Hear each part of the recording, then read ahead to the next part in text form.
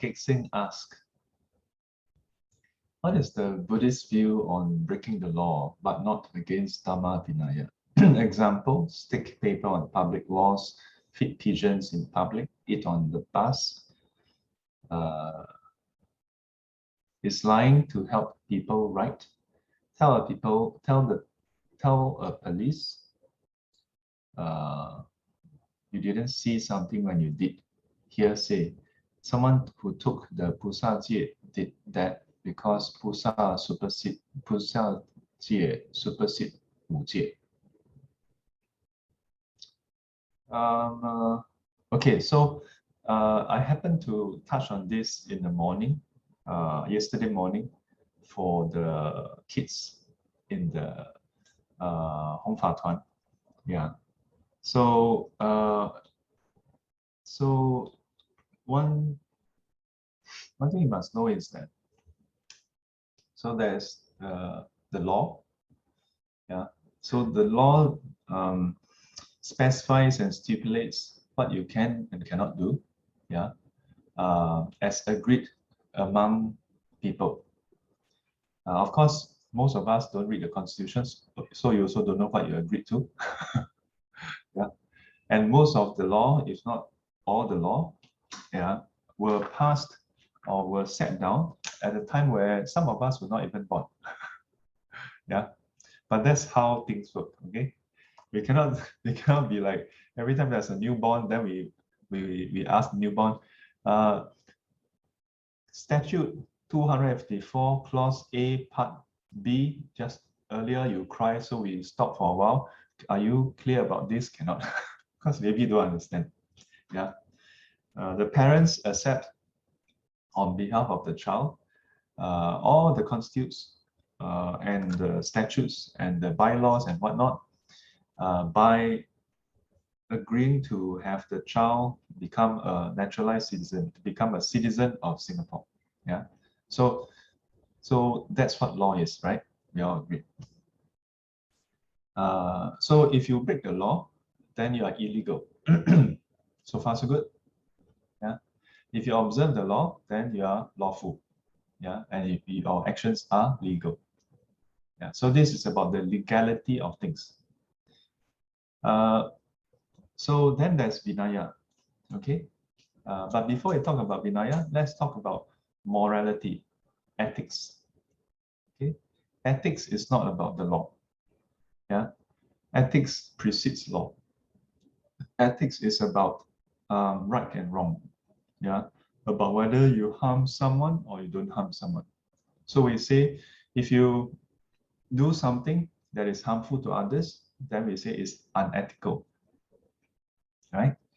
So while it is illegal to park on double yellow line, it may not be unethical. Okay, so the example I often give is you can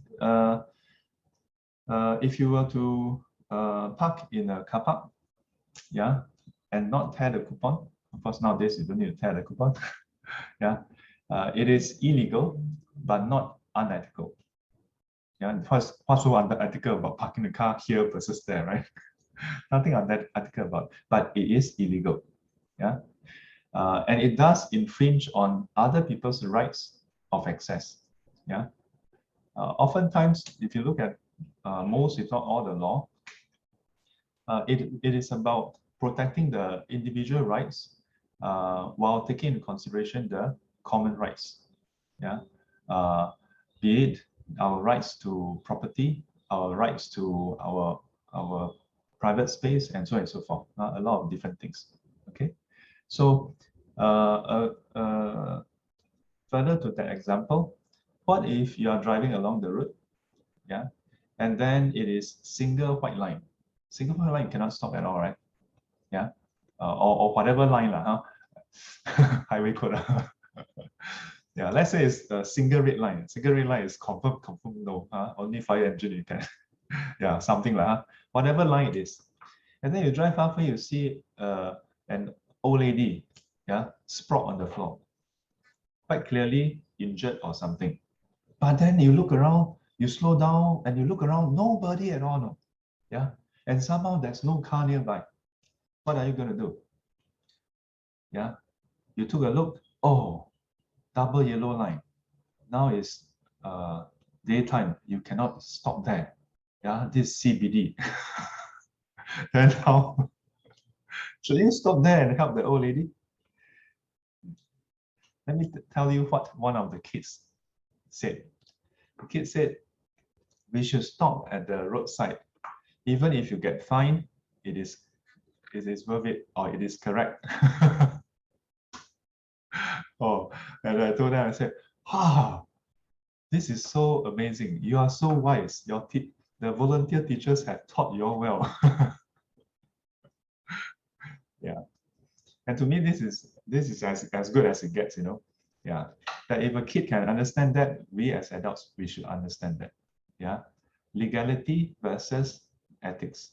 Yeah. What is ethical may not be legal. What is legal may not be ethical. Yeah. And in some talks, I would then highlight the opposite, which is companies can liquidate and go bankrupt. Yeah. Companies can, let's say, choose to buy and sell certain of its subsidiaries. Yeah. And it's completely legal. It is legal, right? As long as they follow the accounting law, yeah, business law, it's okay. But it may not be the most ethical thing to do. Yeah. Like for example, in the I think 80s and 90s, yeah, American MNCs are known for their hire fire policy, right? Seagate, for example, yeah, well known in the industry. When they anticipate a surge, they just hire like nobody business, yeah. But then and they know that the cycle is just a cycle, and after that they just okay, bye bye, right? So they're completely legal. Nobody can sue them. But is it ethical? Not necessarily the most ethical thing.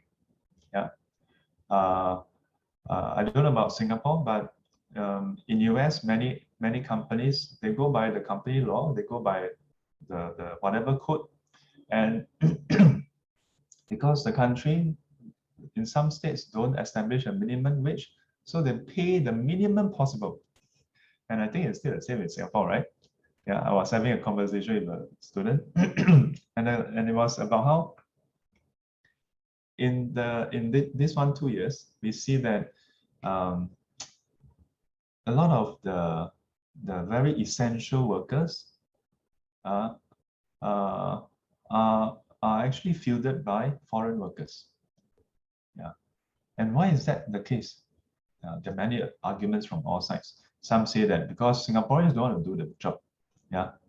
Yes, there are some Singaporeans who don't want to do such jobs because they deem it too low for them. Low in what sense? Social status. Yeah.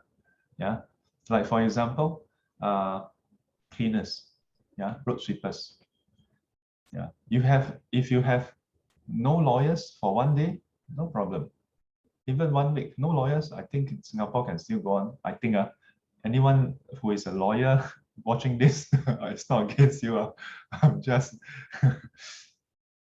but they say that if you don't have the cleaners, yeah, who clear the rubbish for just 1 day, the whole city will grind to a halt.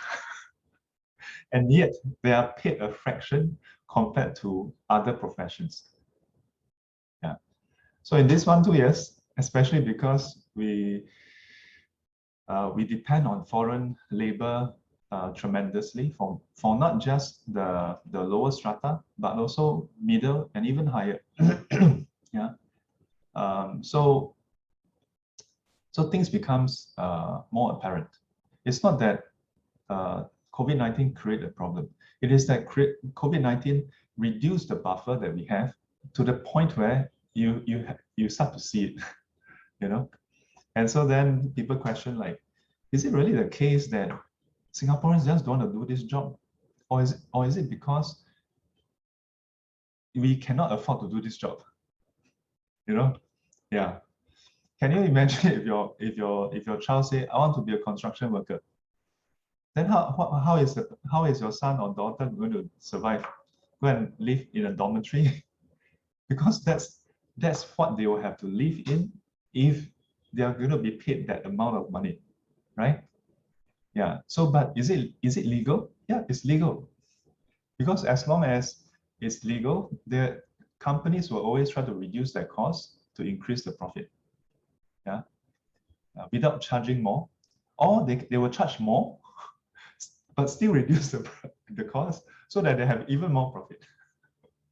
That's the Chinese saying, 奸商奸商不奸不商. But that's too generalizing. So that's that. Okay, legality versus morality. How about the Dhamma Vinaya?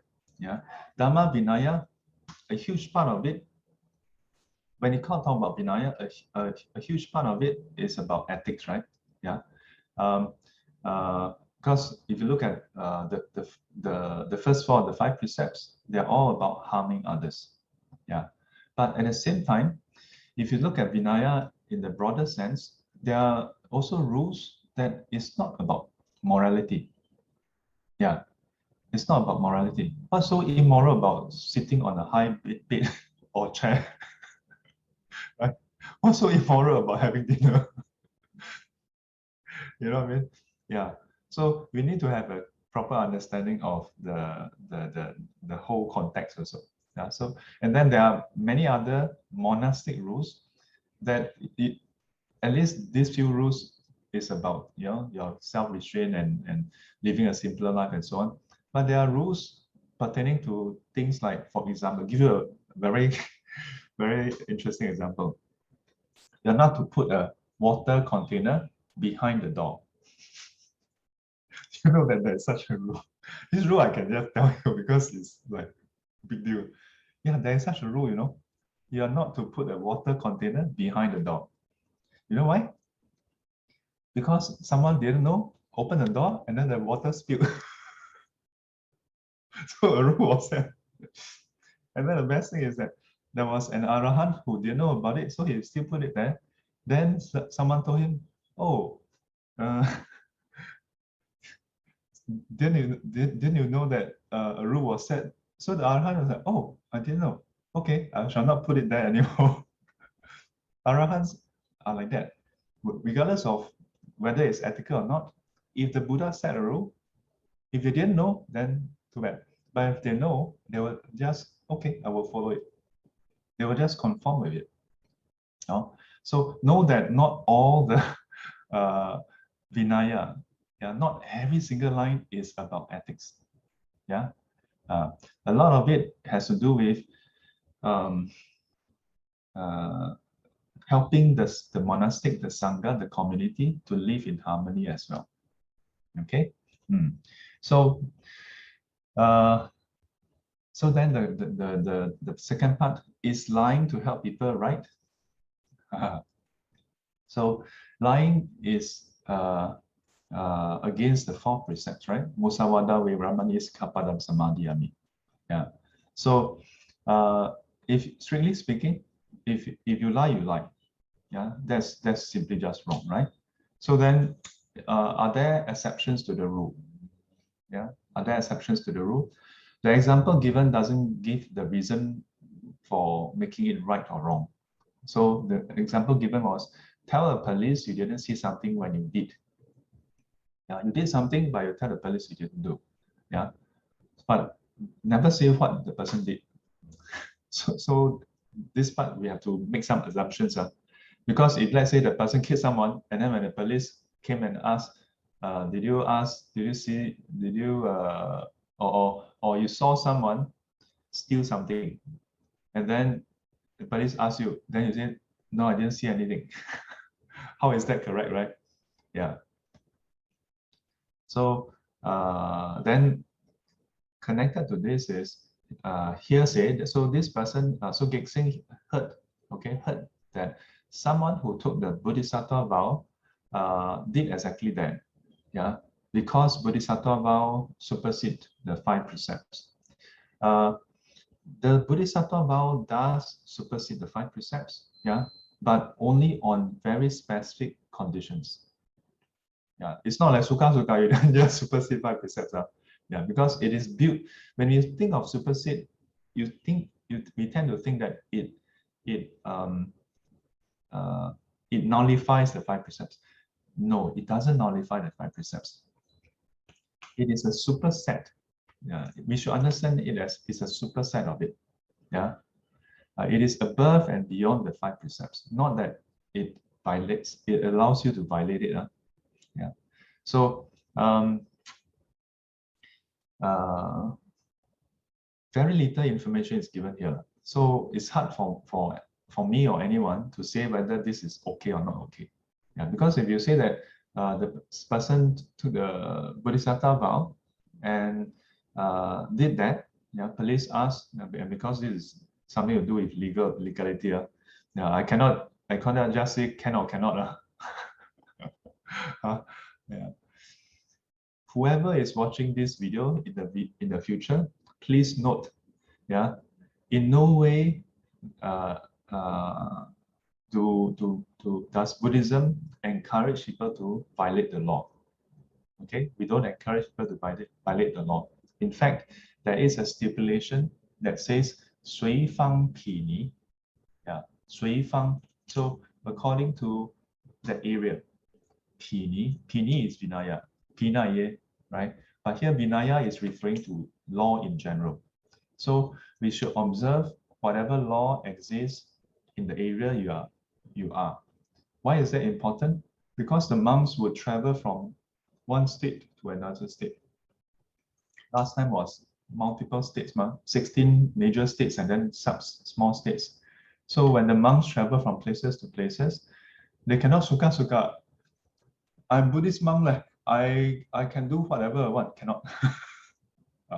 If they go to a certain place, the king over there say, cannot walk on the left side of the road, must walk on the right side of the road. Okay, can I walk on the right side? I mean, there was no such rule. Yeah, right?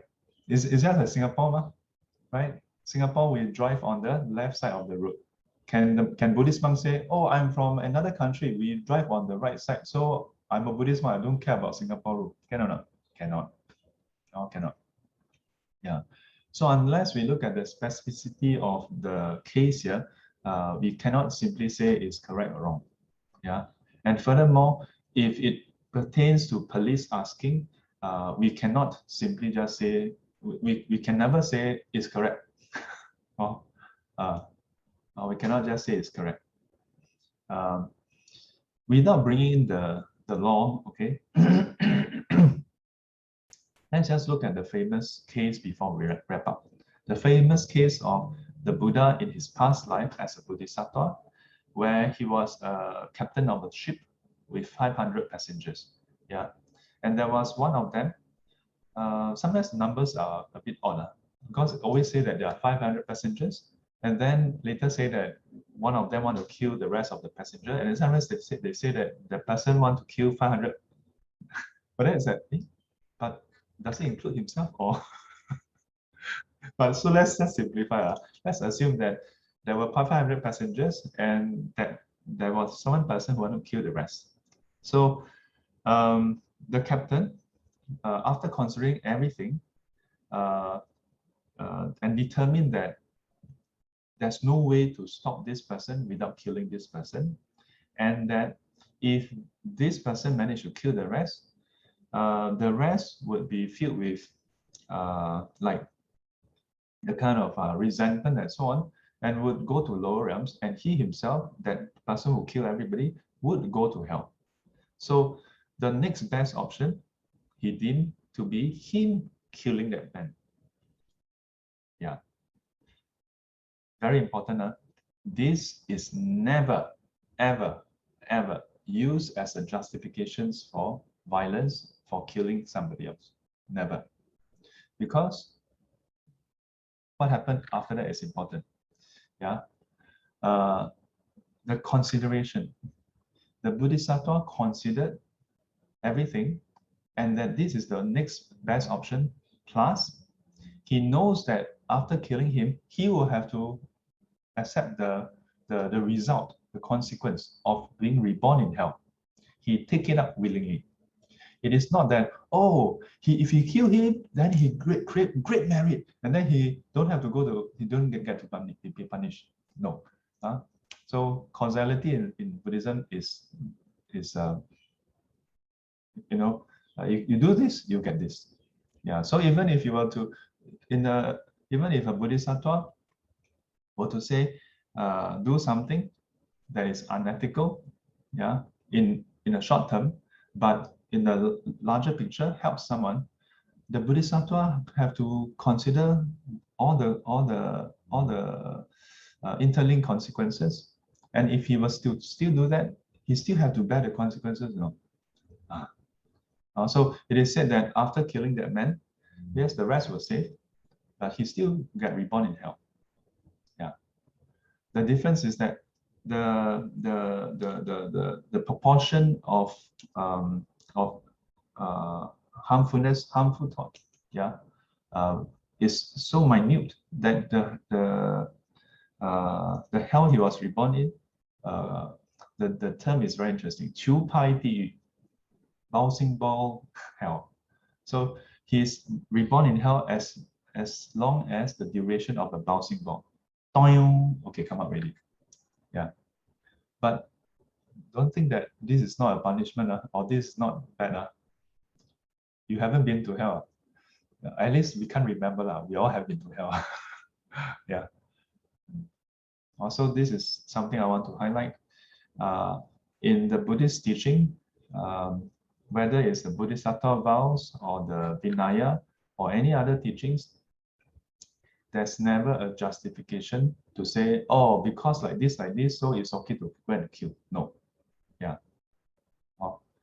If you kill, there are still consequences.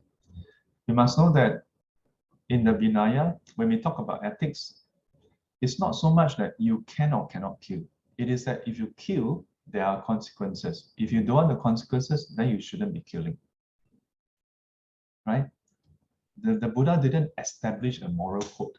The Buddha merely observed patterns.